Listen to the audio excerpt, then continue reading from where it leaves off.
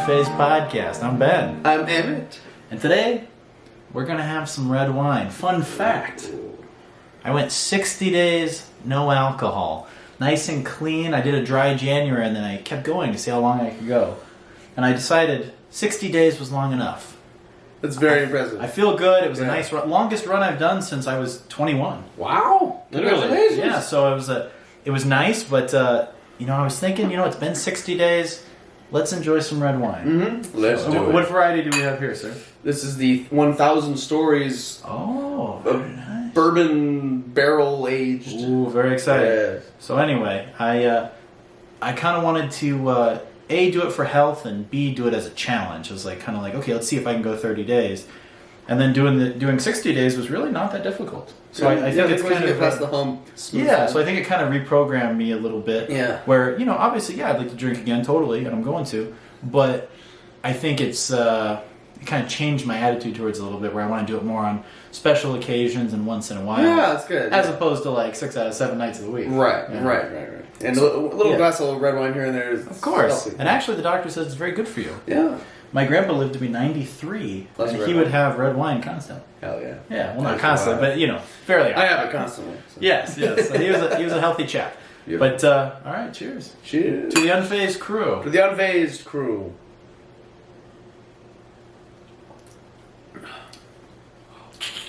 Yeah. That was good. Wow.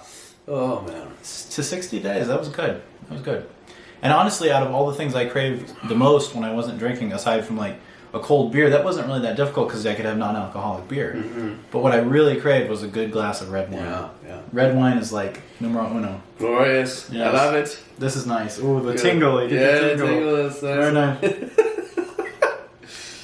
Oh, that's good stuff. So anyway, if you guys are looking to reset, maybe get a little healthier, give yourself a little challenge, try 60 days like I did. Anyone can do 30 days. But 60 days, that's when you know. And we were very healthy today. I had a quinoa salad. I had a big salad. Green salad. Yeah. Dang. I had some olives on there. Yeah. And some artichoke. Yeah. And what I've been doing on the Discord, actually to hold myself a little more accountable, just starting after I did that last food vlog, was I started documenting and journaling what I've been eating each day. So I literally started doing that yesterday. Great. And today I've been putting it in the Discord in the 80s Action Hero Gym channel. Oh, I should do that too. Yeah, so if anyone wants to join in, I saw Floppy Cheese is in there doing it. Right. And someone else did too. But anyway, any of you guys want to do that's what that was. Yeah, feel free to join in. I didn't know what it was. I saw Caboose do it. She said 9:30 a.m. unsweetened vanilla almond milk with something blah blah blah. 4:30 p.m. ham sandwich. 5:30 p.m. Dr Pepper. I don't know what any of this meant, and below that I put all times of day poo poo haha. Nice. That's wonderful. That's beautiful. And someone else is doing it. Love Reactions typing it right at this moment. There you go. Yeah, I'll have to do this seriously. So get in on that. So like I said, I only started doing it yesterday, but it really made me kind of take inventory of everything because I was like, okay, if I was literally at work eating a candy, I'm like, I'm gonna have to tell them I'm eating this candy. Yeah, and something about telling everyone what you're eating is hilarious. Yeah. It's almost guilty, oh, sorry guys, yeah. Taco Bell again. Well, literally, I put that we had some candy afterwards, and I put sorry. I know, I was bad. But that was a big part also of not drinking the alcohol. If you guys do this challenge as well, just know that you're going to want to replace alcohol with other bad things like sugar and candy and fast food. At least I noticed I definitely did that, 110%. Well, this is calories. There are a lot of empty calories in alcohol. Absolutely. You want to find empty calories. Absolutely. But it's a good challenge, and I think it's one that I will revisit way more often than just once a year. Yeah. Because a year ago or 2 years ago, I did, last year I did it also, where I would do 30 days off. And that's a nice reset. But there is something about 2 months where it's you really find out who you are. Yeah, that's interesting. Which is good. So I recommend it for you guys, definitely. But for now, cheers. Cheers. So I think we should talk about it right off the bat, just because it's it's something that would be weird to avoid. When we just watched the State of the Union address. Corn pop. I don't know. Yeah, exactly. I don't have much to say about it, but the whole Ukraine-Russia thing. What's going on over there? I didn't hear about it. So the only thing that I just from what I've seen about it, when I actually took a little bit of time to try and look at the situation, I don't think anyone's going to get drafted. I don't think nukes are going to fly. If you're on Twitter, everyone's so scared about both of those things. But what I found interesting was, from all the hype, and like I felt this too in the beginning when you weren't certain how big it was going to be. Everyone was like hashtag World War III and stuff. There's always like it's almost like they're hoping.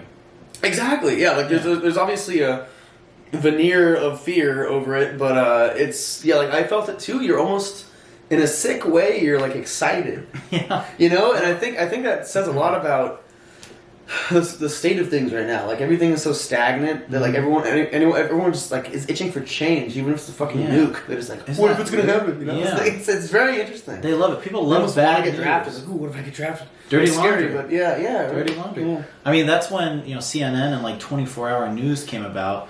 They like love keeping people in this constant agitated state. Right. Yeah. And that's like just what we're experiencing, just on a bigger level. With all the outlets and all the social media. Yeah. You know what I find really weird too? Like, go ahead and blow the conspiracy theory whistle. But COVID started lightening up, right? Mm-hmm. Things started getting alleviated in places like New York and California and the ultra-liberal cities that were very cautious about it.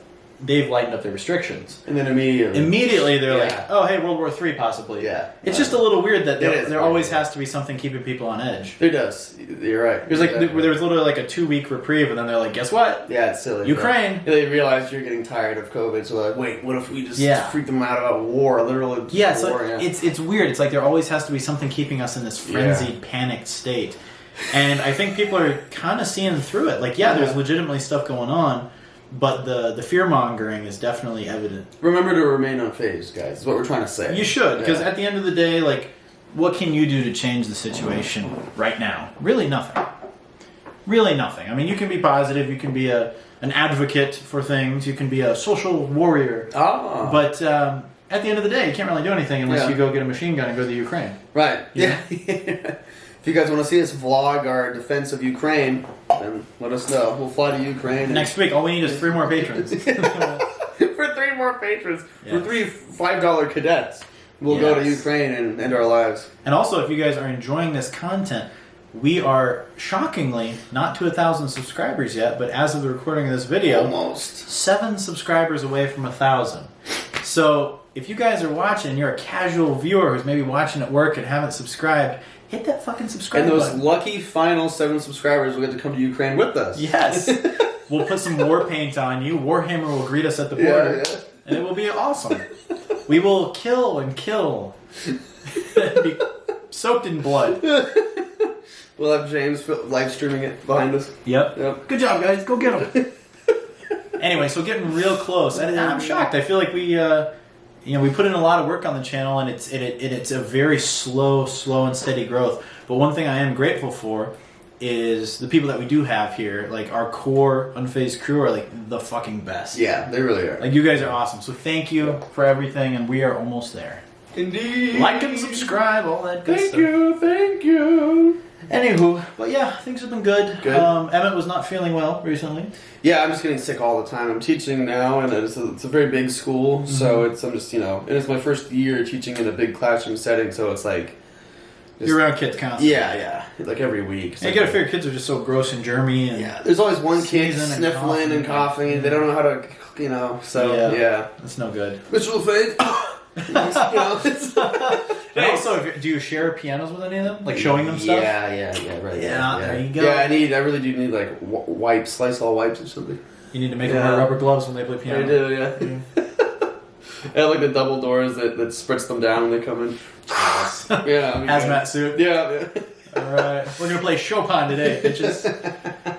So the next podcast we were going to do was going to be this big thing about music, and we were going to have a guest to sort of talk about it with us. Yes. That's not obviously going to happen today. We'll do that. Paul McCartney had to cancel. Yeah, right. He had to cancel. So next week probably we're going to do that with Paul McCartney. Mm-hmm. But for this week, do you want to get into the music? I think we should. Yeah. I think we do. So I told Emmett I wanted him to listen to Chaos and Creation in the Backyard, one of my personal favorite albums by Paul McCartney. Yeah.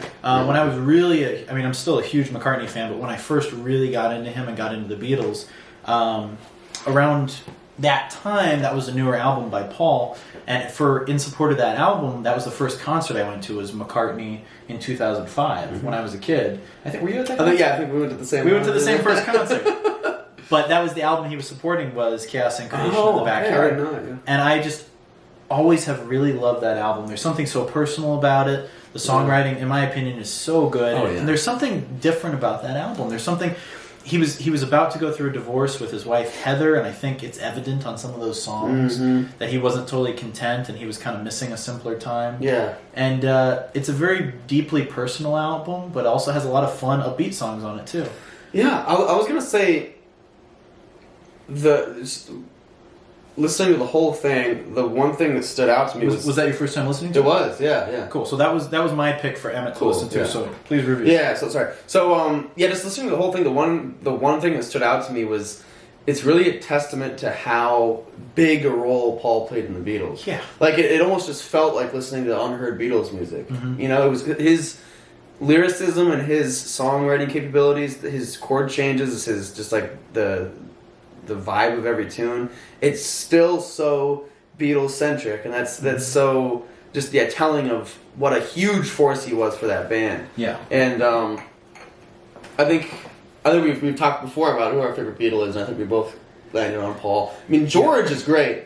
I love George. It always kind of fluctuates for me. I love them all, but I would say kind of all time you got to say Paul, I think, for me, because I love Wings. I think I've dug his solo stuff the most, and I've kind of followed him the most. Right. But it kind of alternates. You know, sometimes I'll be on a real big John kick where I just want to listen to John songs. Mm-hmm. And I almost think in the Beatles I prefer John's vocals. Yeah, I agree. A lot of times, like Strawberry Fields Forever and Revolution, I'm like, holy shit.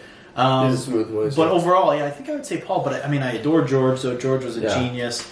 Ringo's a lot of fun. I love his stuff, but it kind of alternates. But I think, gun to my head, I would say Paul. I think Paul is the best writer. He has such a beautiful ear for really great changes. And yes, McCartney was the heart of the band. Mm-hmm. Yeah, he was. Yeah, and even like the instrumentation of this whole album was still very much like it could have just been a Beatles tune. There was only one tune that had like this almost like 8-bit fake drum behind it. Yeah, and that was kind of weird to hear because like all of them were like it just took me back to the Beatles, and then there was like this electronic. And I was like, oh, okay. Yeah. Like, it just reminded me that it was from 2005 or whatever, and it took me out of it for a moment. And he had, I think it was, I forget his name. I sent it in the email who worked on it, but initially it started where he had a producer with him, and Paul was like kind of against him, and there were points in the project where he was saying, I could fire this dude at any time. Paul? Yeah, Paul was saying that. And he was like, because he's used to being like the main guy, but which he was, but he also had the help of a producer on this, which he was kind of hesitant to do. It was produced by Radiohead and Beck collaborator Nigel Godrich. Yeah. At George Martin's suggestion. Okay. Yeah. All right. George Martin was still alive at that time. Yeah, wow. Yeah. Because George Martin passed away, I want to say, like 5 or 6 years ago. McCartney plays almost all the instruments, of course, similar to the 1970 album McCartney and the 1980 album McCartney 2, Electric Boogaloo. But, yeah, this is a man who... You can tell he just genuinely has a love for writing, and he never stops, and he's still making stuff to this day. He is a powerhouse, and he is one of the best musicians ever, in my opinion. Yeah. I love McCartney. Yeah. And there's an interesting thing that came out around the time of this album. He did a Live at Abbey Road video of just him performing these songs, and he demonstrated him playing different instruments and layering the tracks himself. And we'll have to see if we can find it on YouTube sometime. But if you are a fan of this album, go check it out, because it's really a nice deep dive. Yeah. And he talks about the songs in a greater detail and the meaning behind them. Yeah, man. And really cool. What were some highlights for you on this album? I was just reading some of the names, brought me back, and names of the tracks. He has such a good way of like reinvigorating your ear. Mm-hmm. I remember listening to This Never Happened Before. Love it. And he at first he sings the same note for so long, and I was like, dude, you gotta get off this note. But when he did, it was perfect. And then I was like, oh, okay, that's what he was going for there. Yeah. You know, like the whole tune was like, it's never happened before. Yeah. And then finally he breaks out of the key and he goes up. It's never happened before. And it turns into this whole other thing. Yeah. He just knows exactly when to change it and how to change it and where to go. And that's such good, genuine composition skills, really. He's so good at that. He's a genius. And then Jenny Rand and all these tunes just reminded me of old Beatles tunes. Like the way they vibed and their backbone and everything was just so. Some of my favorites on this one are "Friends to Go." Mm-hmm. That song I felt like was really personal, because I feel like that was like his experience in the '60s dating girls. Oh, it was probably even later on in his life too. Like dating women and being like, hey, I'm going to wait for your friends to go so I can come out.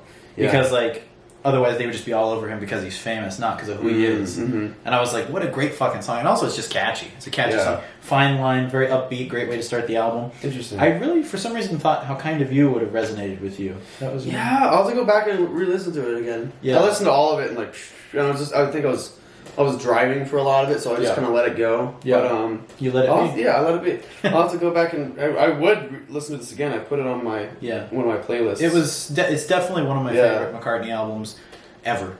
Yeah, here's a list of all the instruments he played for the album: piano, electric piano, Baldwin, spinet, bass guitar, electric guitar, acoustic guitar, classical guitar, drums, drum machine.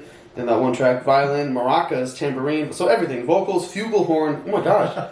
Guiro, I don't even know what that is. Acoustic guitar loops, cello, very good. Vibrato chimes. Oh, I'm glad you liked it. I loved it. Organ, so like just everything. He can play. Dude, he's prolific. It was awesome. And he's an interesting guy who just has such a natural knack for it, because I'm sure at this point he's kind of figured out basically how to read music. But when he was in the Beatles, he was like totally illiterate. Yeah, when it came to, which is mind-boggling to me. Kid can't even read. Yeah, right. But he plays all these instruments, and he just gets it. He's one of those guys who just gets it. You know, that's so cool to me. It was awesome. Yeah, beautiful album. Everyone check it out. This is a highly recommend for me. Highly recommend for me. Certainly be listening to it again soon. I don't know about you do. It's a highly recommend for me. So the cover was a picture by Mike McCartney, Paul's brother, who also goes by the name Mike McGear, because I guess he didn't. And it's a picture of Paul creating chaos in the backyard. Yeah, he's taking a poo. Yeah. But the picture is McCartney when he was a kid through the curtains that his mom had hung, and it was McCartney when he was like a teenager playing guitar in the backyard. It's so cool. That's such a cool, like, intimate little thing. That is great. That's great. And I think it's, to get a little deep on this one, I think the intimacy and the wholesomeness of the cover reflects the album. Yeah, totally. Yeah. And it reflects how, like, at the end of the day, he's just this kid who has this amazing talent and is this wonderful songwriter who's just really just a guy. Yeah. Who happened to get all the ears of the world on him. Yeah, I agree. Yeah. He got super famous, and then you realize at the end of the day, he's still that same kid. He just got uber successful. It's a beautiful way of putting it. Oh, yeah. And I think it's the most intimate of McCartney's albums. I disagree. Fuck! But anywho, Chaos and Creation in the Backyard. I'm glad you approved. I definitely approve. 10 out of 10. Oh, 10 out of 10? Yeah, oh yeah. Love Paul good. McCartney, Same for me. Golden. Same the Golden Boy. Well, I listened to Jerry Rosenthal. Yeah, so Jerry Rosenthal, Jerry with a G and an I. No, just a G. Jerry Rosenthal, both of us are huge fans of the game Bully. Yes. This is a man who voiced the main character, Jimmy Hopkins, in Bully, and he happens to be a fantastic musician and songwriter. I thought he went to the Berklee School of Music. Yeah. Great, cool guy. We follow each other on Twitter and Instagram. Oh, really? Yeah, I showed him some of my music and he liked it, and I was like, I'm such a big fan of you, so we follow each other a little bit. Yeah, awesome.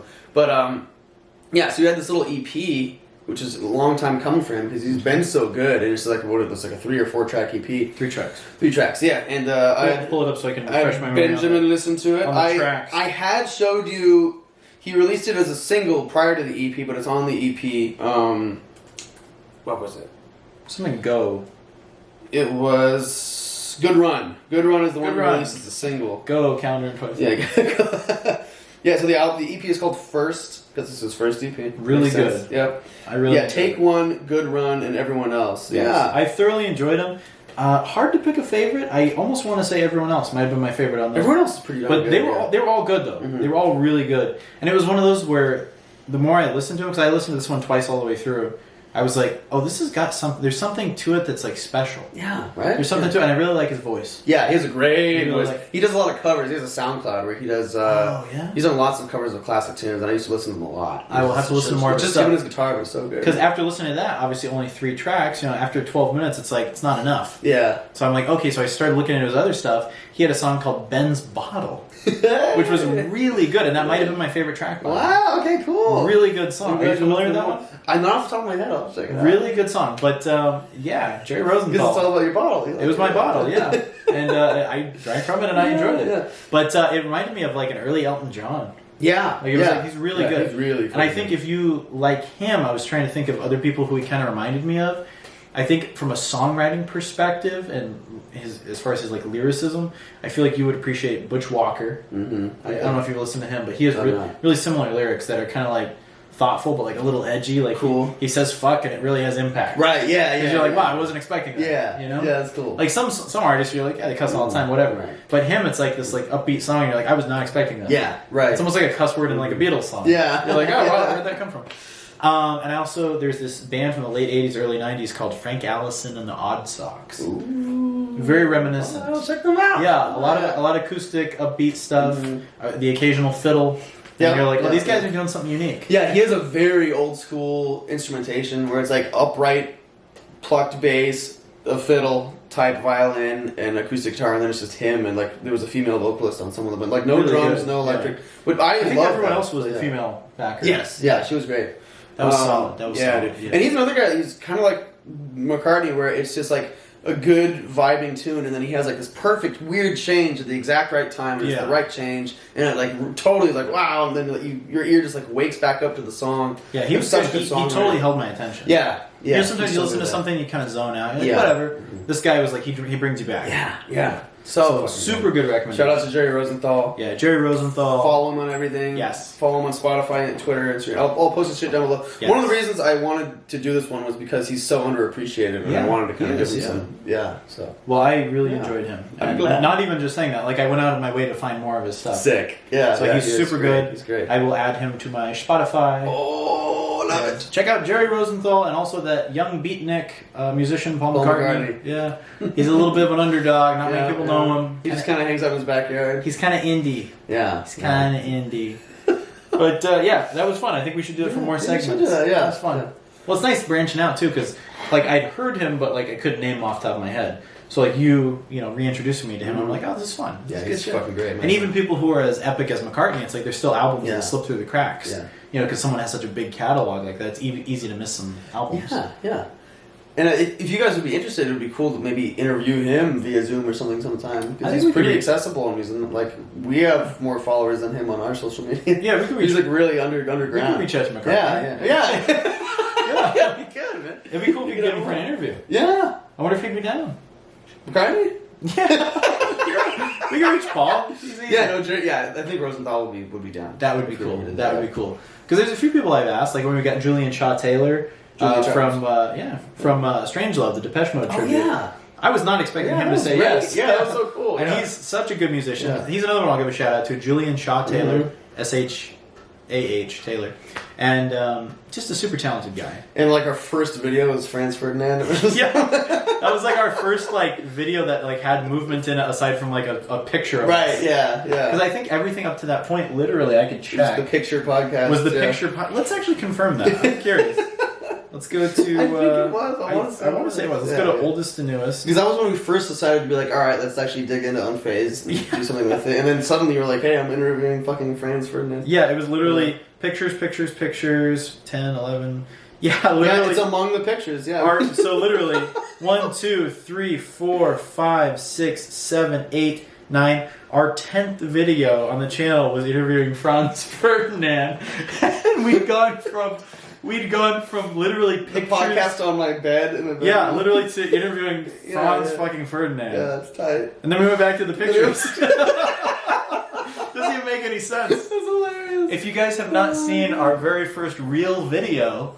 It's us and Franz Ferdinand. Yeah, check it out. So go check it out. It's us. The quality is not the best, only because it was such a short amount of time. It was so running. Literally, it was like, hey, I didn't even have a camera at the time. Right, yeah. I was like, get your camera. Let's go. And we're in this dark, basically side room at the Van Buren downtown. Yeah. And it was Paul Thompson and Dino Bardot from... If we, thinking back, if we were as ballsy then as we are now, we would have filmed like hanging out with them backstage afterwards. Because that was the coolest part. Yeah. We like went backstage with them afterwards and just We didn't know. They like gave us, it wasn't lollipops, but it was like ice pops or something. I think Otter Pops. Otter Pops, yeah. And we were just like hanging out talking to them back there. They were like offering us drinks and we're like, we have to work tomorrow. Yeah.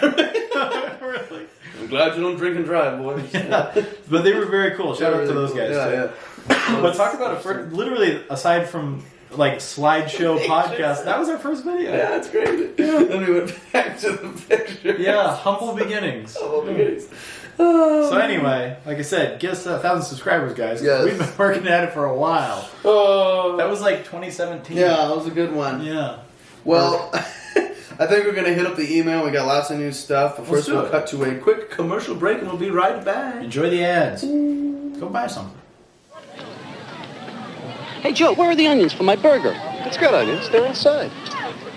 Inside? We made it with Lipton onion soup mix. Why don't you just use onions? Because the Lipton makes a burger taste better. Lipton's special blend of seasonings and toasted onion pieces turn your burgers into super onion burgers. Great burger. Hey, Joe, where are the onions? They're inside. Oh. Super pure burgers with Lipton. How can Butter Rum Lifesavers have less than 10 calories each? Where'd the calories go? Maybe they went out the hole. I think there's a hole in that theory. You bet your lifesavers. You know, Sandra, I've never met anyone like you before. You're smart, you're in great shape, you're beautiful. Don't stop, I think you're on a roll. You bet your lifesavers. Lifesavers roll candy. Great flavor for less than 10 calories each. You bet your lifesavers. And we're back. Thanks for watching that brief intermission. I hope you enjoyed it. Let's go from the bottom to the top, so it's, farthest back to most recent. Start from the bottom now here. This is, yeah. I've only seen, still images of this film. I haven't watched the trailer, so I sent a trailer of the new Elvis movie, 2022, just based off the picture. The guy looks nothing like Elvis. Yeah, and that's what I was going to say. Probably going to suck like most biopics. What about Bohemian Rhapsody? Whatever. But almost a 4-minute trailer here. Yeah, so let's react to the trailer. I don't know if let's reenact the trailer. We can react it too. Oh, hey, baby. Is there a Dr. Fate movie coming out? Dr. Fate's going to be appearing in something. Oh, wow. And I'm actually excited That's about it. kind of cool. I think he's going to be appearing in Black Adam. Oh, shit. That's tight. Which is cool. I love Dr. Fate. Wow. I love Dr. Fate, too. He's awesome. You're still talking about Dr. Fate, talking about Elvis. He's really cool. And Dr. Face is actually from Memphis also. Yeah. Dr. Fate. Get on it. All right, Elvis trailer. Let's check it out. Let's do it.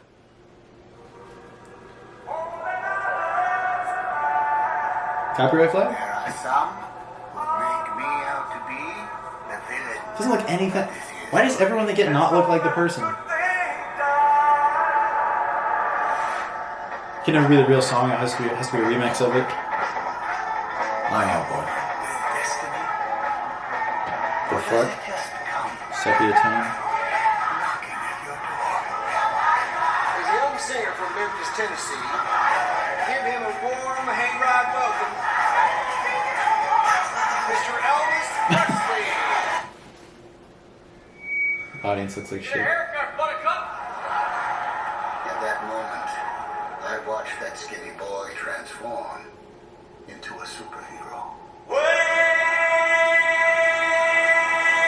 This is a weird trailer. That's Tom Hanks. Baz Luhrmann. I don't know, was it? Tom Hanks is playing the governor or whatever his name is. His manager that fucked him over. He was my destiny. Oh, it is? Tom Hanks looks like shit, dude. It is Tom Hanks. Yeah, he's got the prosthetics on his face. To make the Elvis guy look better. Are you ready to fight? I mean, I see a little bit of Elvis in his look, but I don't know, man. It's gonna be a big hit, probably. But people who actually appreciate the musician are kind of like, seems like he's trying too hard. Yeah, just from hearing his talking voice, that's way overplayed. Some people want to put me in jail. Calm down. He looks kind of weird. He looks kind of like him, but the problem with these movies is everything's way too polished, and you can tell it's modern. I mean, obviously it is modern, but it doesn't convince me. Yeah. You know what I mean? He just looks weird, dude. He doesn't look. Everything looks so fake. Yeah. Everything looks so fake. Elvis was way more handsome than this guy too. Why do they keep doing that with these music biopics? They get these ugly guys. Yeah. He looks creepy. He looks like he has a Botoxed face. It looks bad. Yeah. Oh god, it looks like shit, dude. It's too clean. Yeah. And I'm getting the vibe that I feel like I've already seen the movie. I know the beats. I know what's gonna happen. He struggles with addiction. Yeah, right. These are all the same, From the side, it looks like him. Yeah. But I mean, I don't know. Just make a really good documentary about Elvis. Yeah, I feel like I've seen it before, you know? I don't know. Doesn't do anything for me. Yeah. And I'm a huge Elvis fan. But this doesn't... God, they made Tom Hanks look like ass. Look at him there. Tom Hanks hasn't been in a good movie in a long time. Yeah, that's true. I love Tom Hanks, but after a certain point, I want to say post like Captain Phillips, it really kind of dried up. Why does it look like a superhero insignia at the end? Taking care of business. That's his like motto. God. So it's a Baz Luhrmann movie. All this stuff is really gay. I don't know how else to put it. It looks lame. Yeah. It looks bad. It doesn't surprise me. When's the last? I mean, they were going to make a David Bowie biopic, or I think they did, and it looked like absolute trash. Pull it up real quick. We don't have to watch the whole thing, but literally. But they got some ugly guy. It looked fucking garbage. Like it looked so bad. David Bowie biopic, and I'm like, come on, Bowie deserves better than that. Elvis deserves better than that.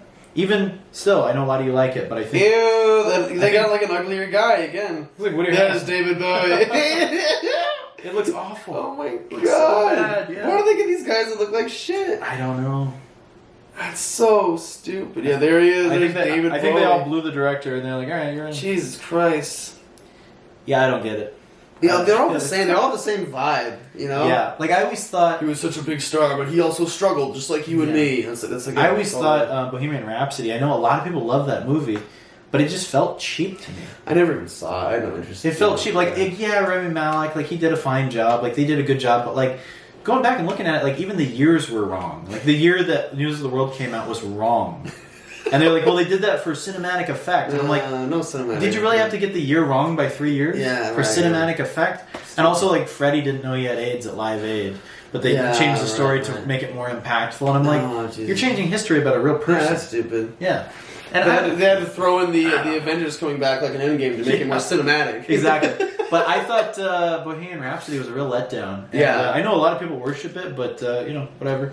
But I thought it was weak, and I thought it was chintzy, and it looked like a Hallmark movie. Yeah, I agree. I don't like it. Rocketman was alright. I know it was the same director who did half of Bohemian Rhapsody, because I guess the first one killed me off or something. But I don't know what happened. But Rocketman was alright, but it was decent. I think it was better than Bohemian Rhapsody.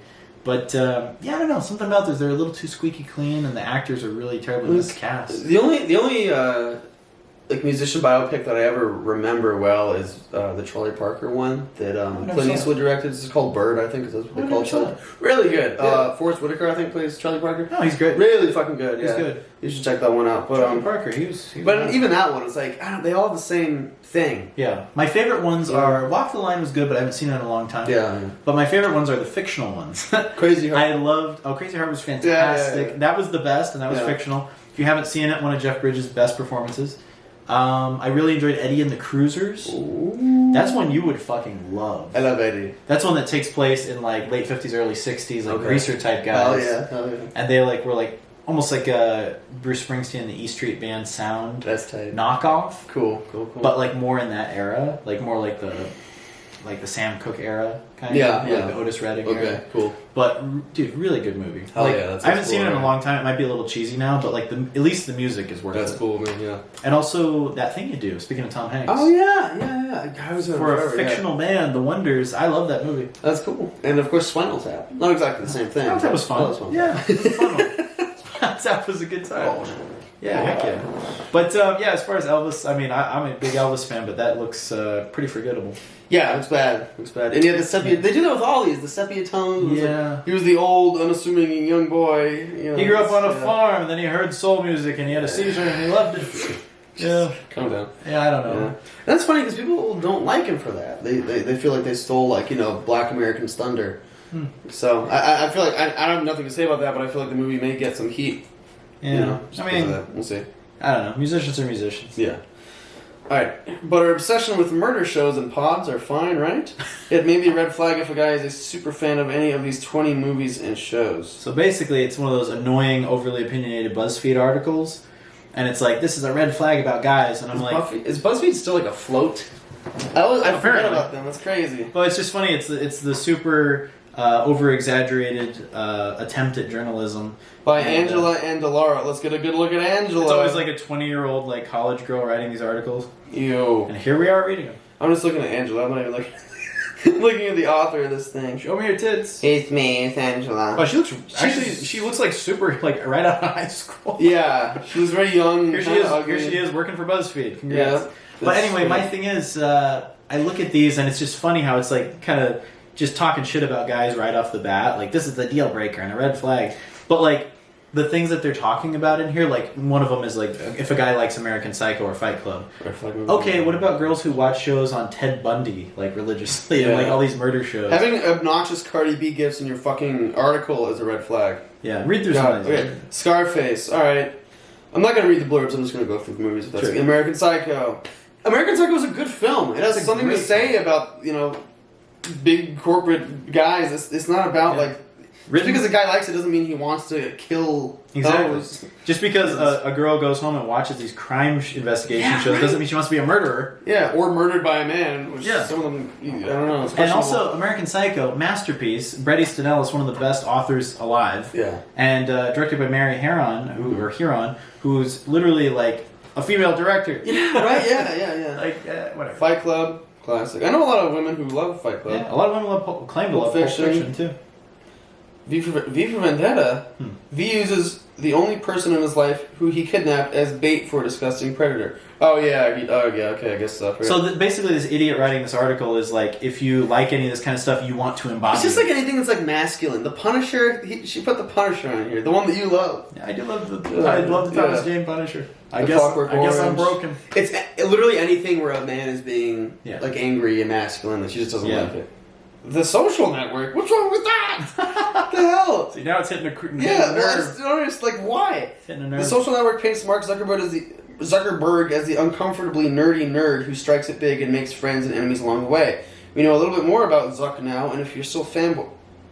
The movie didn't portray him in a good way. Fuck this The movie made him an asshole. This lady sucks. Yeah, Zuckerberg didn't like the movie because it made him an asshole. What the fuck is she talking about? She's crazy. Angelina Scott Pilgrim versus the World? I know. I think mostly women like that movie. Come on. What the hell? Scott Pilgrim is not a role model, dear reader, but a lot of people lost the message with super likable Michael Cera portraying the role. The age gap you thought wasn't so bad is so bad. And you really see that watching the movie as an... I don't know. Anytime it says cringe or cringeworthy, that's when you know it's completely... How did you find this article? It's completely discredited. It was suggested. It's awful. It was suggested. Literally just all of Family Guy? I think anytime I'm in Snapchat, I see like the news on there, and BuzzFeed, for some reason, is still on there. And I've thought about like unfollowing it, but it gives us such good content to shit on. This chick is a bitch. I hate her. 500 Days of Summer? Isn't that like a chick flick? It is. Yeah. It's a favorite. Gives big nice guy always finish last energy, but 9 times out of 10 the nice guy's not all that nice and ends up really ignoring boundaries. You know what I think is a red flag? If you fucking write for BuzzFeed. Yeah, really. Yeah, Johnson. My Little Pony. Bronies have ruined my childhood MLP memories. Okay, this is just. Why is this even an article? This is like her like posting on Facebook. I think BuzzFeed is like a sunken ship. Yeah, it really is. 50 Shades of Grey. The Wolf of Wall Street. Come on. What the fuck? It's just because it's again a movie with very big. Anything that's hyper masculine, they don't like. Rick and Morty. Oh, come on, this bitch. I don't personally care for a lot of these things, but I don't have a problem with them. Jesus. Yeah, it's like okay. He's kicking. Of course, dude. Anything Joker. Yeah. We all know a guy who was taking on the Joker as no, we don't. No. Who the fuck do you hang out with? Angela. Psycho. Some of them are looking for their Harley Quinn, and others are watching the world. Has this girl even been out in the real world? Jesus, the Boondock Saints. She hasn't, no. It's got Willem Dafoe, and it'd be nice to Willem. Yeah. I do think that movie's a little overrated. I agree, yeah. But it's got Willem Dafoe. Sorry, guys. No, that's fine. Braveheart, great movie. Very masculine movie. Yeah, anything masculine. Anything manly. We get it, men are bad. I don't know what Garden State is. I heard it was good. American History X! What's wrong with that? It's one of my favorite movies! It's a great movie, yeah. American History X is a prime example of a movie that goes the distance to teach you a lesson, but people inexplicably walk away from having gotten the wrong... Well... That's the point! What if we got the point, dude? Yeah, what if people... She's just assuming that no one, got it. The point is to say that, people should not be racist. Yeah. And that racism leads to needless violence. Exactly. Dude, one of Edward Norton's best roles, dude. He's so fucking good. He got jacked for that role. He's so fucking, scary and cool and intense in that movie. Anyway, if you write for BuzzFeed, you're an idiot. Jesus Christ. So, my big red flag for this same kind of thing, but the reverse, I'm sure I mentioned this on the podcast, but I need to mention it now because it's entirely relevant, is all the women that thought that crazy bitch in Midsummer was like a hero. Yeah. Like watching your boyfriend burn, they're like, yeah, you go, girl. Like, what the fuck is wrong with you? Yeah. So that's a big red flag for me. If any girl likes that. A lot of the girls I know, no offense, ladies, a lot of ladies I know love watching murder shows. Oh yeah, they all love true crime. They're obsessed with that. I want to get stalked and stabbed. And not that there's anything wrong with watching those shows because like a lot of them are interesting. But that doesn't mean that we're going to write an article saying major red flag because that would limit us to 5% of the population of women. Yeah, right. Because they all watch that shit. Yeah, you're right. Yeah, all women. I've never met a woman that wasn't into crime. I've never met a woman who doesn't watch a true crime show. Like religiously, or listen to some murder podcast. Wow, yeah. So anyway, if you're having a conversation with a woman, you start talking about A24 movies. You bring up Midsummer. She thinks the chick in that is really cool and a heroine at the end. Ghost her. Ghost the bee. And Angela, get a different job. I don't know. And go watch some American Psycho and some American History X. Because you deserve it. You deserve it, man. I wish this would really happen to these slapstick douchebags. Watch Never Walk on Street Art. This is just a quick one. Okay, I'm excited. Oh, it's so cool. Babe, take my picture. I already said I wish that would really happen to him. I'd like to see him die. That's kind of funny. It is funny. They did a good job on that one. That was nice. It was nice to see something that was actually well done. Oh, man. So this is one I actually didn't read the whole article. I just saw it at work and I forwarded it. Okay. So let's read it. Paul Stanley, I am finally ready to embrace Kiss Meets the Phantom of the Park. The Foo Fighters' new flick, Studio 666, which you thought was great, right? Highly enjoyable. Rave reviews from Benjamin. Very good. Follows in his footsteps of the Glittery Rockers TV movie debut, which the guitarist says he at last accepts like an ugly child. Actually, I did skim through it. So Kiss made a TV movie back in their heyday, back in 1978, and it was supposed to be just horrendous. And I guess now he's finally accepting that it's out there and that they did it. Oh. With Studio 666 out, the Foo Fighters continue on a long, not always successful tradition of bands attempting movie stardom. The new horror comedy is a spiritual successor to 1978's Kiss Meets the Phantom of the Park. I didn't know that. One of the most critically maligned yet passionately loved kitsch oddities to emerge from the last decade. It is a weird one. The hard rock band's elaborate costumes, face makeup, and pyrotechnic stage shows helped turn them into one of the biggest acts in the world at the time. They sold $100 million in records and merchandise, roughly $400 million today, and their manager, Bill Aucoin, wanted to take it to the next level. Curiously, Hanna-Barbera, the animation studio behind the Flintstones and the Jetsons, was chosen to produce the flick. The TV show. Wow! Phantom shot at Magic Mountain near L.A. and followed a mad scientist, Anthony Zerbe, whose animatronic Kiss members do battle with the real ones. I'm surprised Alice Cooper didn't have a cameo. Yeah. Animatronic. Hey, Kiss. Hello. He looks still old, even though it's... I embrace it like an ugly child, says Kiss co-founder Paul Stanley. You have to realize that we were like these imbeciles who got to take over the school. We knew nothing about acting, nothing about filmmaking. Okay, so it's like us with Rumble Down. Exactly. Yeah. You got to accept it. Yeah. I will say I think Paul Stanley's my favorite Kiss member. I agree. Yeah, he's great. I enjoy Paul Stanley. I mean, Gene Simmons is fine, but Paul Stanley, he seems like a genuinely nice dude. Yeah. Check him out on Instagram. You know what was a sad one was Peter Criss was the original drummer for Kiss, and then in the early 80s he left, and this guy Eric Carr came in. And he was called the Fox, and he had Fox makeup, and he was with them from the 80s until the early 90s, and then he died tragically. He got cancer in his I want to say 30s. He was pretty young, and he was this young guy who sent in an audition tape to take over for Peter Criss, and he was a really good drummer. And I saw somewhere where he put in a blue cassette tape to stand out from the rest of the herd, and that's literally they said they picked the one that was blue to listen to, or Kiss's assistant. Yeah, right. And this guy... Was it blue? Yeah. This guy won the audition. He was with them for 10 or 12 glorious years. And then the poor guy died. This tragic death. But yeah, Eric Carr, he was just this amazing member of Kiss for a short time. Wow. Yeah. Okay. He got the 80s glory and then that was it. Man. Crazy. Yeah. Okay, this one says there is totally a murder in Phoenix. Okay, so here's my thing.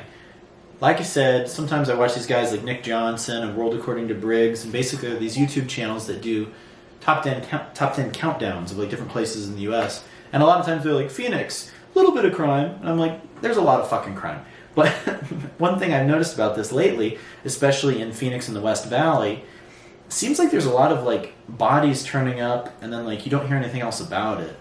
And I think there might People are getting away with it, yeah. I think there might be like straight up murderers, and I don't mean just like a lot of these they try to paint it like gang violence and cartel violence, but I think there could be some serious like murderers out there. Yeah, there's a lot of shit going down here. So let's read about it. Police identify 3 men found dead in vacant West Phoenix lot. That's so scary. It's right next to these houses. Yeah. A week later, Phoenix police identified the bodies of a teen and 2 men who were found in a vacant West Phoenix lot just over a week ago.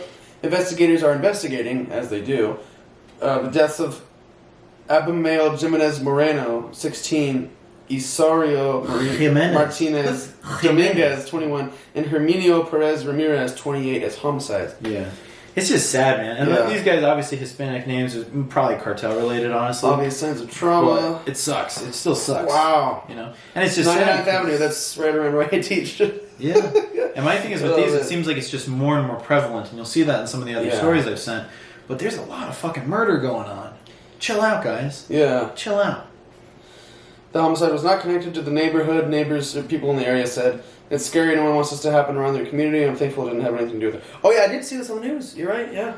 And there was another one like 2 weeks ago. There was a guy off the I-17 in like Peoria that's body had been there for like a week, and they're like, "Oh, we found him," and like he was just dead, like murdered. I'm like, this goes off the same thing. This subject line is there's a little bit of crime. So more. So let me read this one. Sure. Man dies after argument leads to shooting in Phoenix. Is this another one? Unlike the other argument, shooting or death that we talked. This is a separate one. This is one that happened literally 2 days ago.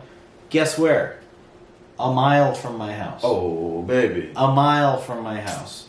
Phoenix say a man is dead after an argument on the night of February 27th in Phoenix resulted in a shooting. According to Phoenix police, officers responded to 39th Ave and Bethany Home Road at about 7:30 p.m. and found 31-year-old Terrence Jarrett with at least 1 gunshot wound. He was taken to a hospital where he later died. So, yeah, I mean, that kind of shit. I mean, that's literally like close to where I take nighttime walks. Like, that's like, what the fuck's going on, man? Like a lot of it's in your neck of the woods. Yeah, dude, it's not scary. It's not a good area. Yeah. But the whole valley, man, it's just really going to shit. It is, yeah. And the thing is, anytime I see these Nick Johnson or World According to Briggs countdowns, they're like, "Oh, Phoenix, there's a little bit of crime." I'm like, "Ugh." Yeah, I'm like, it's more than a little bit at this point. And the fact that they try to just dismiss it like that, I'm like, buddy, it's getting I think LA level. I don't know how they do the stats, but I feel like maybe it's the amount of people that live here. Maybe per capita. Against the amount of crime. Maybe it seems low, but there's a lot of fucking people that live here. So it's a lot. And that was another thing. Like, literally, if you guys haven't checked out the Cajun Fest video that I did, give it a watch after this. I was expecting to go to this little Cajun Fest and have some food, and I was expecting a couple hundred people. You don't expect a lot of people to be at a Cajun Fest. I'm like, very niche, or it should be, yeah. I went there, we talked to one of the security guys who was sitting near us. He got a head count on the radio. Over 10,000 people were there. Nothing is tiny and small anymore in Phoenix. You're right, yeah. Anywhere in the Phoenix metropolitan area, it's Cajun over Fest. fucking wow. So, I don't know, man. Eventually, I need to move to a little place in Nebraska and have an unfazed headquarters. Yeah, really. That sounds perfect. Do you remember this one? Yeah. Sir, your Lamborghini will be delayed by a couple of days. Burning cargo ship carrying Porsches and Lamborghinis finally sinks. What does it mean, finally? Take it away. This person was excited. A massive cargo ship carrying 4,000 luxury sports cars, including Lamborghinis, Porsches, Audis, and Bentleys, worth an estimated total of $400 million, very similar to the amount the Kiss made in the 70s, sank off the coast of Europe on Tuesday. The Felicity Ace. Wow. Nice name. A 60,000-ton merchant ship that caught fire on February 17th ran aground about 253 miles from the Azores. Felicity Ace sounds like a porn star. Or a superhero. Yeah. Or both. Every superhero has an OnlyFans. Yes. A Portuguese archipelago in the mid-Atlantic Ocean. The ship's owner, MOL Ship Management Singapore, I don't know what any of that shit means. Some guy said that the Panama flag vessel sank at around 9 a.m. local time. The Felicity Ace started to tilt to one side and take on water after it caught fire. Jeez. There was no loss of life, but there was loss of vehicles. Many expensive vehicles. I do like Bentleys. If you had to pick one of those, would you pick Bentley, Porsche, or Lambo? Bentley. I think You'd pick it's Bentley? Classy, yeah. Wow. I don't know. I think I would go for a Porsche. Porsche's pretty good. Jerry's a big Porsche guy. Yeah. I would go Porsche, I think, depending on which models we're on. Yeah. Volkswagen's parent company manufactures its Volkswagen brand as well as Porsche, Audi, and Lamborghini models. Oh, they're all from the same place, too. Wow. All of which were on board. An internal company email seen by the outlet said. Wait, where did they originate? All from the same Volkswagen's parent company. Germany? That is. Yeah. Germany. The ships that sailed from Germany. Yep. Emden, Germany. It's headed to Rosenthal. Warhammer. Have you been to Emden? Let me know. Let us know in the comments. Damn, that's a lot of... I don't know, man. I feel like we should go diving, deep sea diving for some Bentleys and Porsches. Nate, we gotta get the scuba gear. That's the ancient artifact we dig up. Yeah. A real Porsche. So I feel like those things are way too valuable, and there might be some salvageable parts from them. But think about that. If it sinks, it's the fucking ocean. Those are very heavy. I don't know if they're going to be able to salvage them. No. And also, my thing is, if you did, think about this. You'd have to get helicopters that would have to somehow... You'd have to have something that would pull it up with a crane that deep, and then get a helicopter to lift it out, and you're in the middle of the ocean. Only Nathan Drake could do it. Only Nathan Drake could do it. And then, I mean, the cars are all totaled anyway, right? So there's no point. Yeah. So just more pollution. Yeah. Some fish are having a good time pretending to drive. Yeah. Check me out. Yeah. All right, this subject line is fucking hilarious to me. Sure. Hate the platform, but maybe we could add something to it? Hate it, though. Take it away. TikTok expands max video length to 10 minutes. They're just turning it to YouTube. Yeah. Up from 3... I didn't even know it was 3 minutes. I thought it was like That's 1 how minute. you know the platform's dying. Jesus, yeah.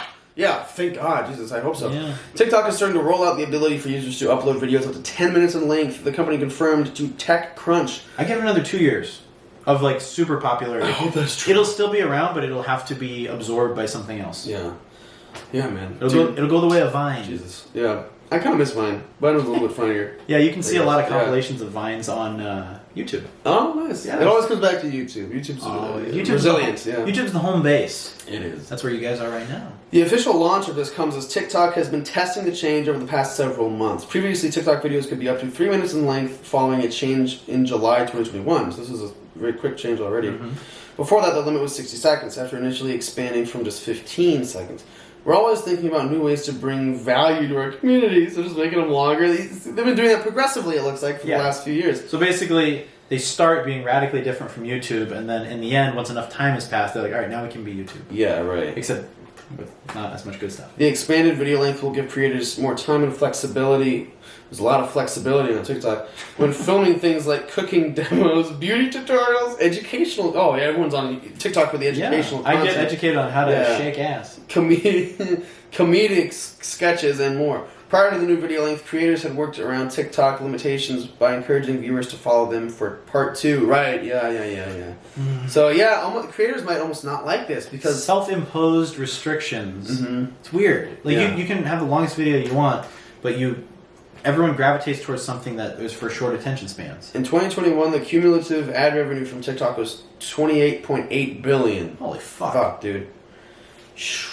YouTube has been threatened enough about TikTok's growth to launch its own short-form video rival on its own app, YouTube Shorts. I do like YouTube Shorts. Check out our Shorts, guys. We make some good Shorts and Instagram Reels. Yeah, everyone's becoming like TikTok, and TikTok's becoming like everything else. It's all just assimilating. It's all just different companies, but it's all the same shit. You know? It is the same shit. Yeah. So at the end of the day, like and subscribe to Unfazed Review. Agreed. Okay. Better Call Saul. Moral of the story: keep saying yes. Bob Odenkirk reveals he was bankrupt and in a financial hole before landing his Breaking Bad role. Wow, did not know that. So the moral of the story is, even though he was a great writer on SNL, had directed all these movies, he was still in a bad spot, and it took this shining role of Saul Goodman to really put him in the forefront of the public consciousness. Yeah. His agent told him he couldn't say no when he was offered a role in Breaking Bad. His agent had to tell him? Jesus. No, keep reading. Okay. The hit AMC show starring Bryan Cranston as Walter White. I get a phone call. They're going to offer you a role on Breaking Bad. The show Breaking Bad, not a popular show or a big show at the time. And don't say no, my agent says. Odenkirk, who played lawyer Saul Goodman, told Howard Stern on Monday's episode of Stern's Sirius XM radio show. And I was like, dude, I haven't said no in a year and a half, but maybe you didn't notice that, he added. Okay. Odenkirk, who had pivoted to directing at the time. I didn't know that. Yeah. I just checked out some of his films. Yeah. A film by Bob Odenkirk. He did The Brothers Solomon, which wasn't very good. Yeah. But I love The Brothers Saul Goodman. Revealed he was bankrupt prior to taking his role in the series after making several feature films that weren't great and didn't pay well. Odenkirk told Stern that he was visionless as a director and ended up in a financial hole that resulted in a call from his business manager to sign a $900,000 loan to keep afloat. Fuck. Afterwards, Odenkirk said that he went from a different business manager who told him just to bring some money through. Okay, very helpful. Odenkirk told GQ in 2015 that he spent the years 2003 to 2007 trying different things, from directing commercials to acting, more to writing TV pilots. Okay. Speaking of writing commercials, time for a quick commercial. We'll be right back. And we'll get back to talking about a boy. I love a boy. We had our show. I was the swan. Really? Then you got a right to chicken done right. I make it tender, juicy every bite. I make fresh, hot biscuits And tasty, fresh coleslaw. You got a right to chicken done right. Nobody makes chicken like we do with the Colonel's secret blend of herbs and spices. It's finger looking good. Kentucky Fried Chicken, we do chicken right. A raisin talks about life. A raisin's life is no bowl of cherries. Look at these wrinkles. And that cereal. Just a bunch of flakes. Now this is the life. New raisin life. Big toasty biscuits, a whole new taste. This is a life a raisin can be proud of. New Raisin Life cereal. For raisins, it's the only life. Ain't life great? And we're back. Ooh. So anyway, I guess moral of the story is, even if you do a bunch of great stuff, you can still fall on hard times. And it's good to never stop. Because if he would have stopped and given up, we wouldn't have Better Call Saul. The night is darkest just before the dawn. This is the true. grass is always greener on all that stuff, which seems to be true in a lot of cases, which is good. It was actually kind of interesting. He was talking to one of his buddies and was saying, "Hey, they want me to take this Breaking Bad show back when it was just one season." Right. And the guy was like, "Do it. You have to do it." He's like, "It's the best thing on TV." And he's like, "Really?" He's like, "Yeah, you really have to do it." That's great. And then he's like, "Oh, cool. You weren't wrong." Damn, great. That's good. Good that he had some buddies. Yeah. And I noticed he had some big names in his shitty movies. Like it was Kristen Wiig and Will Arnett and all those guys. Well, he's always been like really connected because he like was a really important writer back in the 90s. Yeah. I mean, he's always been an important writer, but that's really when he like got popular. And he was a writer on SNL, and he wrote like Van Down by the River, the Chris Farley sketch. Right. Wow. Like he wrote like some really iconic shit. Yeah. And I think he was a writer on the Ben Stiller show, and he did a bunch of great stuff. And he's always kind of been around. I think he was on Mr. Show, and like he did a bunch of different stuff, but it was never anything that was like in the forefront and like the star. And now you look at how big he is, and it's like he's like in his 60s, and I love him. I think he's awesome, but like had it not been for Breaking Bad and that role of Better Call Saul, he wouldn't be at the level that he's at. Interesting. So sometimes it's just that one role that makes you say, "Wow, that guy's freaking amazing." And you look back at his whole catalog, and we appreciate him now. But there was probably a good 10, 15 years where he was just scraping by. Yeah. Even having a great resume like that. Interesting. You know? Wow. Yeah. That's Yeah. So never give up, guys. very heartening. No movies for Ruskies. Oh, I want to talk about this. So, from Batman to Ambulance and Morbius, all the films pulled from release in Russia so far. Paramount, Disney, Warner Brothers, and Sony have all pulled major releases from the Russian calendar. And so has Pornhub. Pornhub in Russia, you can't get it. When you go into Pornhub in Russia, it just shows the Ukraine flag. That's hilarious. Isn't that hilarious? So I think, honestly, if you want a conflict or a war to end, do this shit. Damn.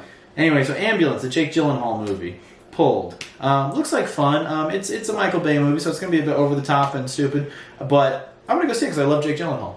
And I like a good action. I love Jake Gyllenhaal. Yeah. Michael Bay. Fun fact, I believe Max from No Expectations Video Store, his uncle worked on the set for that. Oh, sick. That's awesome. Yeah. Oh, this is the biggest one. They pulled Sonic the Hedgehog 2 Holy from Russia. shit. That's going to fuck them up. That's worse than the sanctions. Wow. That's worse than Batman. Yeah.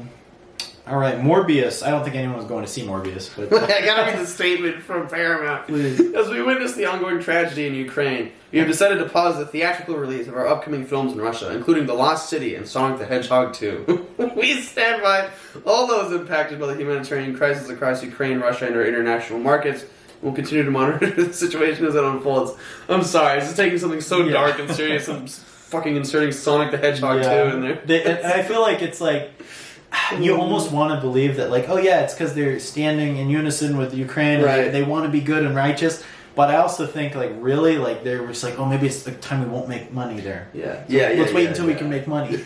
Like, that's what it feels like. Yeah, I know what you mean. Yeah. We won't make money. Yeah, there's something fucked up in business. And they know they'll get bullied if they, like, don't do it. That's the other thing. That's the thing, yeah, because once everyone's on board with something, you know, like, as they should be for something like this. But anything like that that's in, like, the public consciousness, if you differ from it, like saying, I don't know, you know what I'm saying. And Sony says, given the ongoing military action in Ukraine and the resulting uncertainty and humanitarian crisis unfolding in that region, we will be pausing our planned theatrical release of Morbius.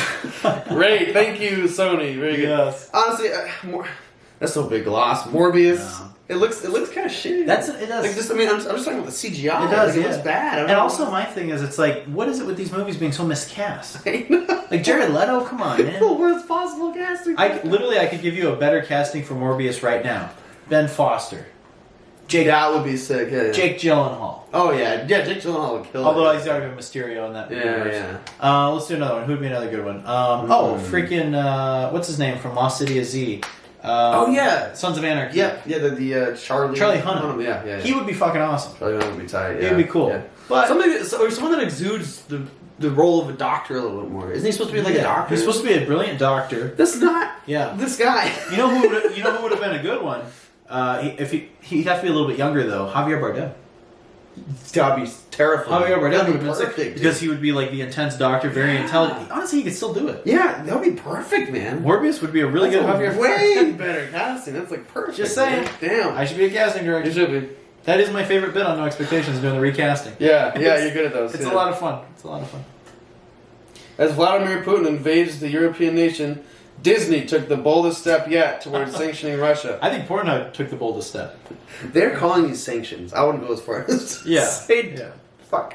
Okay. Pausing the Russian release of its upcoming theatrical films, including Turning Red, shitty movie about the panda chick. That's me when I was son. Yeah. I guess technically it is sanctioning, but it's so fucking funny to call it that.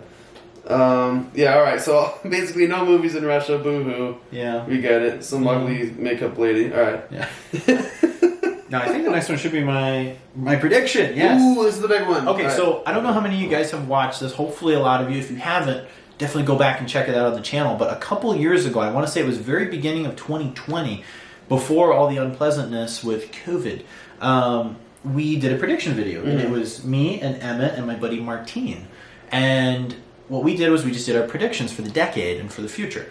And we had a whole bunch of random ones. Some were serious, some were not. You know, you were really on the nose with the crypto. Oh, thanks. So you were really on that. And I was kicking around some different ideas, and I thought, oh, well, maybe, you know, there will be a resurgence in interest in content from the 1920s because we're going into the 2020s. You know, at the point of that video, it was like it was all new. And I thought, oh, you know, I hope they never make a redo of Metropolis. I said, but if they did, it would be cool if they did it as a TV show. I think we're going to see a resurgence in interest of 1920s cinema. There might even be some continuations or some remakes of films like Metropolis. Hope not. Or, it'd be cool as a series, though. Metropolis as a series could be interesting. Whoa. Here's what it says. What's happening. As of today, this article was posted. Metropolis TV adaptation from Sam Esmail lands series order at Apple. Wow. So I had said it would be cool if they made an HBO series about it. Close a freaking enough. Apple That's Plus pretty darn cool. So let's see what they do. And this is the guy who created Mr. Robot. And he's going to be heading the project. He loves robots, apparently. Apparently he loves robots. But I freaking love Metropolis. Fritz Lang. It was a masterpiece. Any fan of cinema should watch it. If you haven't seen it, go look it up on YouTube. In my opinion, the best version of it was one that they reissued in the 80s, and they added an 80s soundtrack to it. Freddie Mercury worked on it, Billy Squier worked on it. I didn't know that. Pat Benatar, and they made music specifically for Metropolis. That's really cool. That's the best version, and it's, look up, I don't remember what it's called. It has a special name, but look up like Metropolis in the 80s and watch that. And I believe the full movie's available on YouTube, and it's the best way to view it with the best soundtrack. This is so specific. I think you take the cake for the prediction. Because my thing was, I talked about it being remade, and I specifically said it would be cool not as a movie, but as a TV show. Wow. Because there'd be more to explore, like Westworld. Yeah. Whew. Wow. So that's a very specific one. Boom. Score 1. And then we have a quick update from something that we were talking about last time. Yes. Don't worry, guys. John DiMaggio did eventually cave and took the role of Bender for the new series, the resurging series of Futurama. Yep. He joins Hulu Revival. I'm back, baby. Voice actor DiMaggio has officially signed on to Hulu Revival of the beloved animated sci-fi comedy series. I'm glad. Bringing the long and bitter saga known as Bendergate to a close. Was it a long and bitter saga? I think it was like 2 weeks or 3 weeks. This guy was a little... I mean, this is funny. This is what he said. I'm back, baby. So damn grateful for the love and support of fans and colleagues alike during this whole time, especially my wife, Kate. Mm-hmm. And I cannot wait to get back to work with my Futurama family. Bendergate is officially over. So, put it on the back of a shelf behind Xmas decorations, or maybe in that kitchen drawer. Okay, what is this article? Sounds like he's getting back into the role. I don't know what happened. Yeah. When the revival was announced in February, fans were dismayed when he said he was not going to return. DiMaggio thanked the fans for their support, later stating he felt that he and the rest of the cast deserved to be paid more. Yeah, they were kind of lowballing. Yeah. Original series cast members Billy, Katie, Tress, Maurice, Lauren, Phil, and David are all returning. I'm glad they're all coming back. I do love Futurama. Yeah. And we're both particularly excited for King of the Hill reboot. Oh, fuck yeah. Yes. Because, I mean, Mike Judge is heading in, like, you know, cast members are coming back, so it's going to be the real deal. I love this quote by the executive producer. John DiMaggio may be a great robot, but he's also a great human being. Nice. Like that needed to be said. Right? Oh, God. All right, cool. Well, I don't know why he had the change of heart. Maybe they said, okay, we'll give you more money. I'm sure that's okay, what I think enough people were like, here's what probably happened. They saw... One thing I will credit people for, especially producers, is it seems like they are listening to backlash of fans now. They have to now, because it's with social media. So, And I do respect that, even though there's a lot of shittiness and shadiness to them and other S words you want to put in there. I'm glad that they're actually taking the time to be like, oh, the fans want this, let's do it, because they're afraid they're going to lose money. Yeah, it's so funny. It shows you that they have... I mean, yeah, it's good in a way for the fans, but it also shows you that they have no backbone. Yeah. It's also like when someone that's working for them fucks up and they immediately like let go of them. 100%. It's like, okay, go away, we're sorry. You know, it's like it's so... They're such like pussies in a way.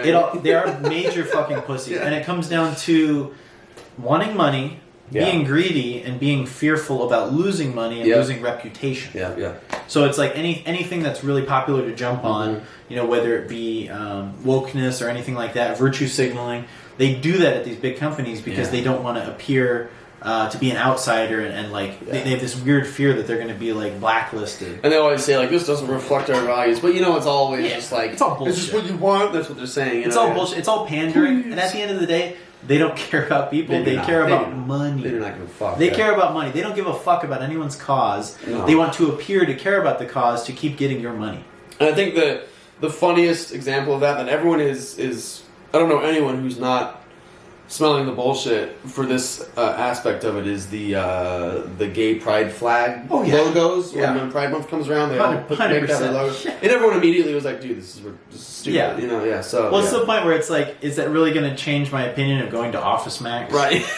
Like, does it even need to be said? Yeah. Like, I mean, is it okay if this business just doesn't have a flag up? Yeah. You know? I'm just trying to get some fucking staples. Yeah, man. Yeah. One thing I do want to talk about that we had mentioned before, and it kind of falls in line with our like dating podcasts and stuff like that, but I wanted to mention it and I wanted to get your guys' opinion on it. Numbers are dead. Phone numbers are dead. Oh yeah, we were talking about this earlier. So basically, let me see if I'm explaining this right. Nowadays, if you get a girl's phone number, or a boy, but in my case, if you get a girl's phone number and you try to contact her and it's brand new, I feel like the chances of making a date happen are kind of slim. It's harder to make something happen. But if you do it over Snapchat or over Instagram, it seems like your chances double or triple. There's something about the phone number that's a little too serious. Texting on the phone, it's a little too weird. Or getting a call on the phone, it's a little too much. It's a little too personal. But if you do it over Instagram or Snapchat, you're more likely to be able to go out for a drink or go hang out with them. Yeah. Let's talk about that.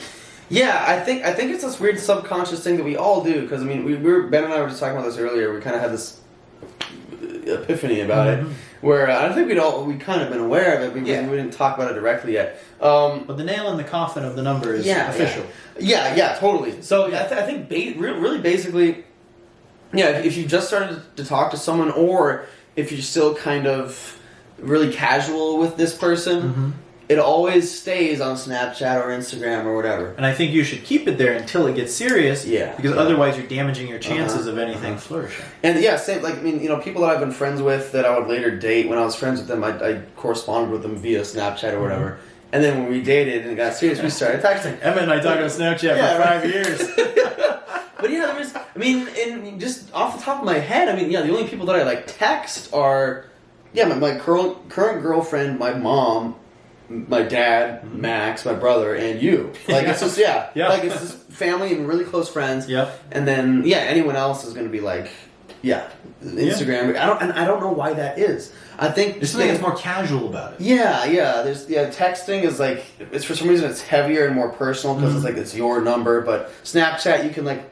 The other thing about Snapchat is like it's more fun. We were talking about there's the Bitmojis and the pictures and stuff. Instead of Instagram, it feels lighter. Yeah, it feels lighter, and you have the free. It's easier to like remove yourself from that situation at any time. Like it's people are more. You can like unfriend and stuff on Instagram and unfollow. Exactly. You feel like you have more control. Yeah, way more control, and it's less obtrusive. I think people have more respect for the phone number, but more disrespect for the person texting. Yeah. Unless it's someone you're actually close to. Yeah. And I do remember, like, literally as things are getting serious with someone, you'll be talking over Snapchat, and finally, like, when you know it's getting serious, they're like, here's my number. Yeah.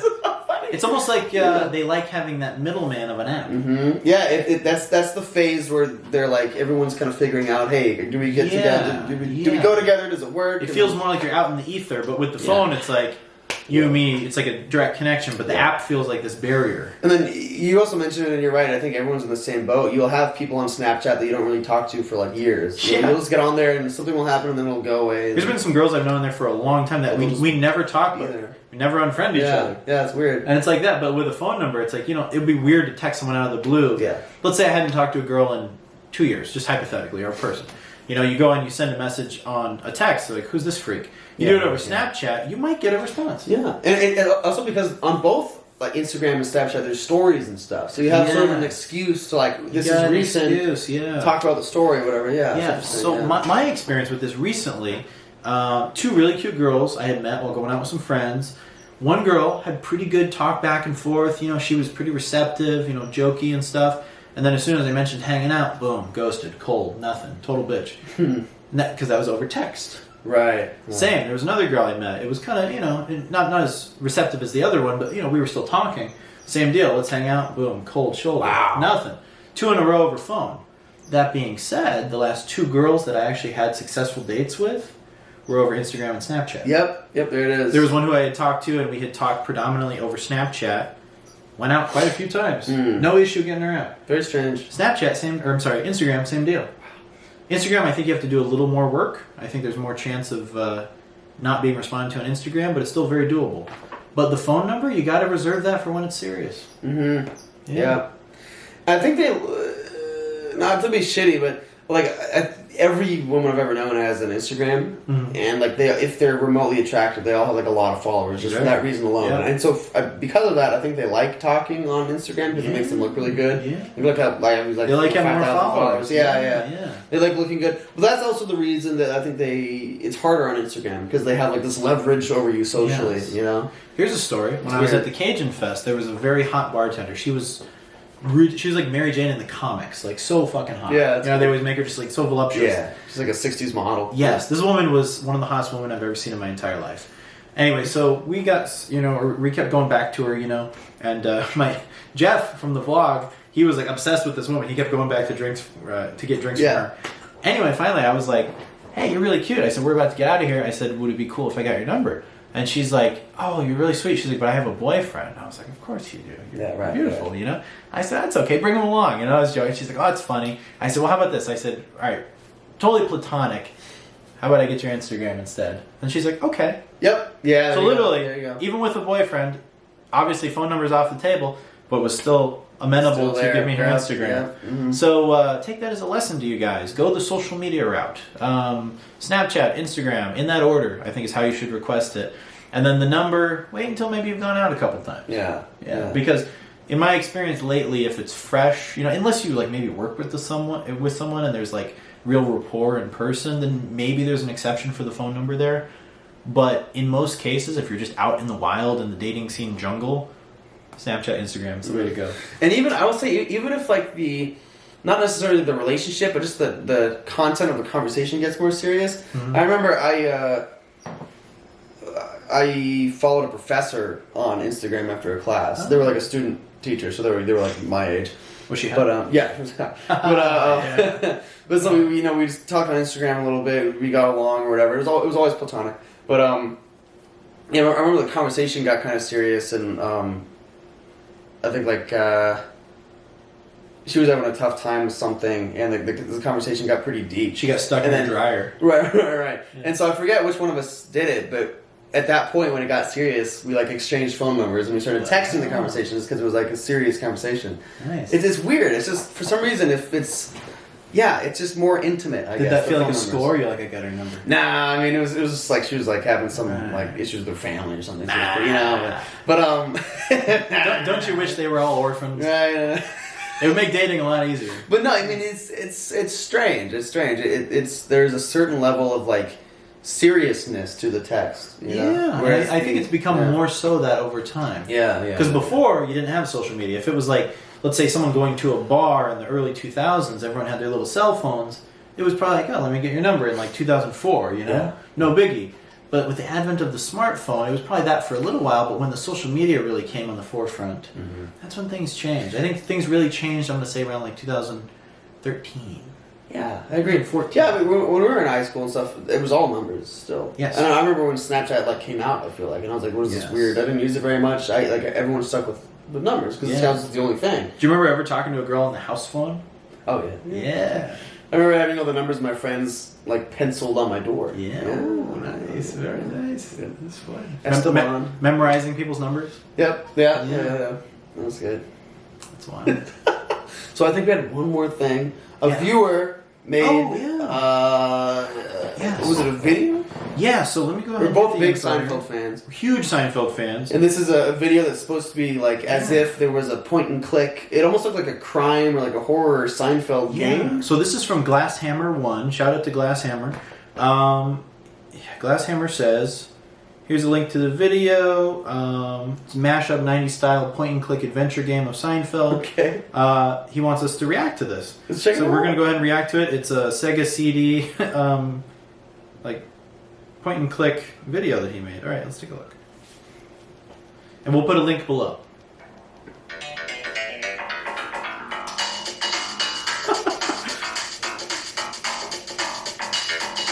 Dude, how long did this take? Medium turkey chili. I love it. Nice. That's a good touch. That's cool. Pez dispenser. Yeah. Deep cut. Crab bisque.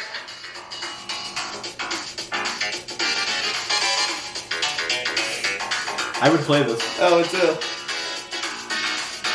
didn't get any bread. Just forget it, let it go.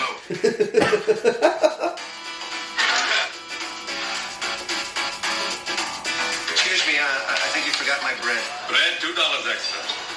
$2? Everyone in front of me got free bread.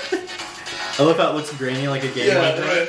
Yes, please. Very well edited. This is a good edit. Jerry, I have had a little mishap with the car. You better get down here. Nothing for you.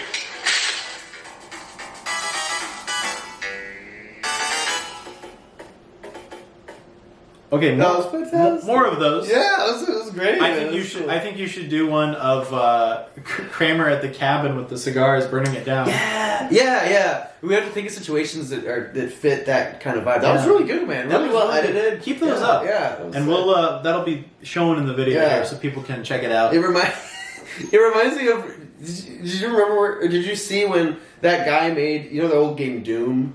Yeah. Someone made a mod of Jared's apartment in like That's the Doom engine, sick. but it was kind of weird because like all the characters are walking around, but it was still like the guy with the shotgun and you could shoot. That's hilarious. And I think Kramer's all like "Hoochie Mama," and he like gets shot, and it was like the whole apartment. You could just walk around. That's the way to just fucking That's the way to do it. The fandom is real. Yeah, dude, that was great. That was fantastic. That was really good. Good job. Yeah. And also shout out to your YouTube channel, Red Winter Productions. And Go. I'll link it below. Yeah, and subscribe to then him. go check out Red Winter Productions. That was really, really good. And have you done more of those? I'm going to check your channel right now. Let's see. Videos. Let's see. If Game of Thrones was on ABC Family, that's funny as fuck. All right, well, I don't see any more, but I would love to see you do more Seinfelds, because that was solid editing right there, my friend. Well done. Good stuff, guys. Help us get to 1,000 subscribers. We're 7 away. Yeah, 7 away. 7 away, so if you're new here, hit that fucking subscribe button. And remember, if you have any content like that, or just any questions or stories or anything you want to submit, feel free to either message them to Ben or me via the Discord. Mm-hmm. Or you can hit us up on the email. We have unfazedmedia@gmail.com. Yeah. But no one ever emails in, and that's fine. You can continue to message us on Discord. Yeah. We're actually on Discord more. Mm-hmm. So if you really want to reach either one of us, that's the best way to do it. And we will do our best to respond to you, my friends. Love you all. All right, you guys. So like, subscribe, and most importantly, remain unfazed. Thanks for watching, guys. Take care.